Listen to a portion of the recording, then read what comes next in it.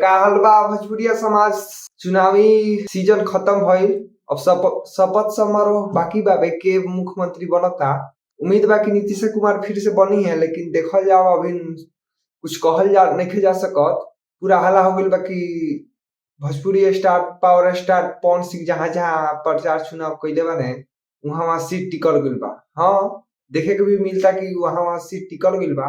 अच्छा बा, पावर देखे के मिलल है पब्लिक के, अपन पावर दिखैले हैं, साबित कैले हैं।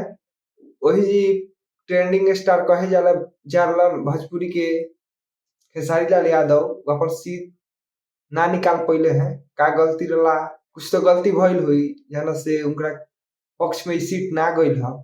हम यह कहब कि बिहार विधानसभा चुनाव बीत गइल और जे भी जीतल बा, जे भी सफलता जेकरा मिलल है ओकरा के हम बधाई देतानी। जेकरा पक्ष में ना भइल सीट ओकरा के हम कहब कि कहाँ कमी रह गइल, कमी के देखल जाओ, पर सुधार कइल जाओ, जनता के बीच में रहल जाओ।